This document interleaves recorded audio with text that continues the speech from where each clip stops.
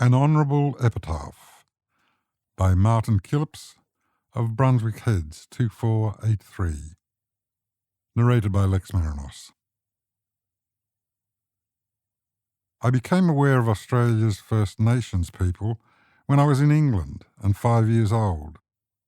My teacher, Mrs. Waller, told us Captain Cook had discovered Australia and casually mentioned Aborigines were already living there. This confused me. I assumed she meant the Aboriginal lives were of too little consequence to matter, visible but worthless. This ocular anonymity was familiar.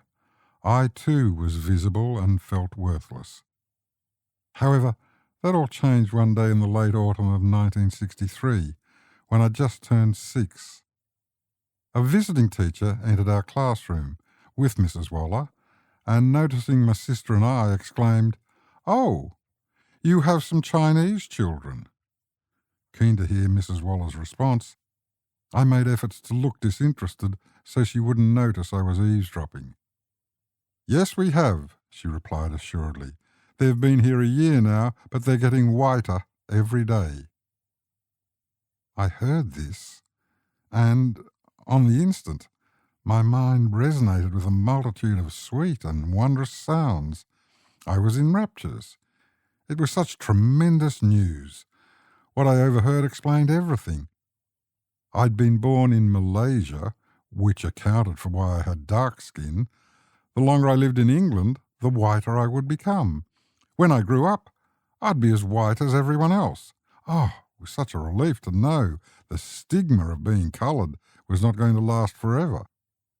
I felt as if she'd let slip a sorcerer's secret, one that would eventually permit me to enter the world of white people, a world where I could pass unnoticed and free of shame. I don't recall what age I reached before I accepted there was no natural evolution into the white man's world. It wasn't a sudden realization, but more a gradual dawning until all hope had diminished. However, once acknowledging exclusion, once accepting I didn't fit in, I gravitated to other worlds or created my own. It is why I had fleetingly considered Malaysia, and why, in 1993, I left the United Kingdom and emigrated to Australia. I remember with great clarity my first day in Australia. Alert and energetic in spite of the long flight, I was conscious I had left my previous life behind. I had swapped cool climes, lush meadows, and weeping grey skies for a sunburnt country, a flat land of brittle trees, dusty plains, and immense blue skies.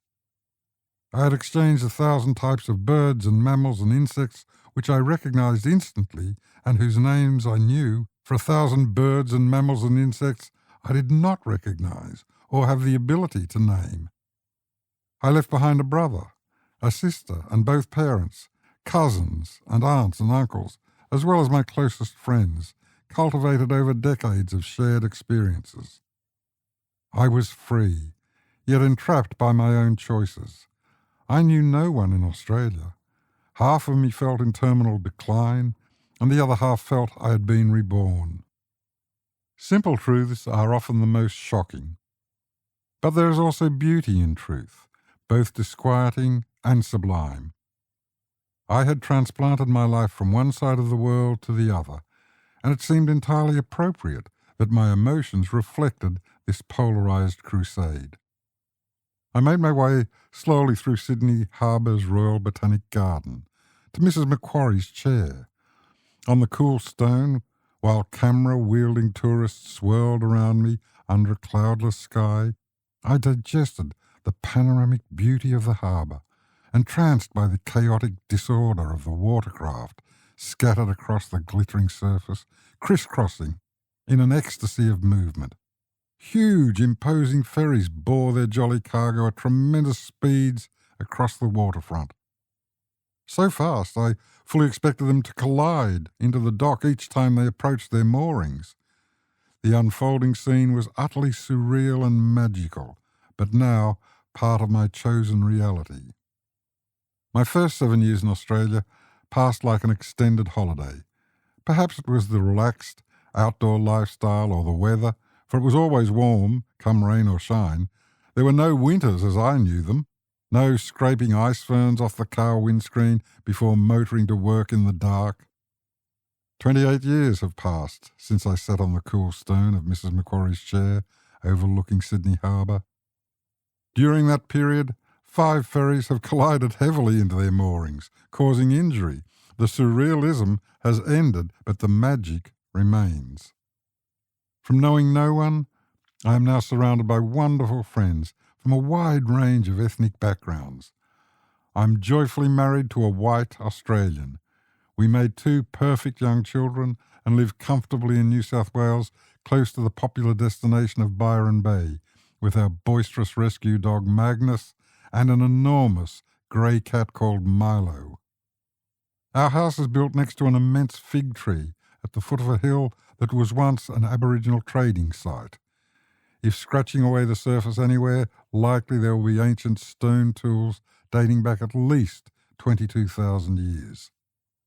Once a year, elders from the Bundjalung Nation come to our garden and cut vines from the fig tree so they can pass on the skills of rope making to younger generations.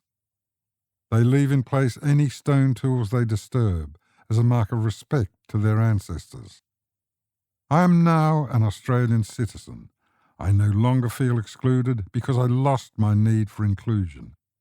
I have lived for over 60 years between other people's worlds, but no longer seek to squeeze into any of them. My home, my world, is at the foot of that ancient hill, with my family and my friends and my occasional visitors. I am, as gene testing surely demonstrates to us all, simply a citizen of the world, and as far as I'm concerned, that is an honourable epitaph. The end.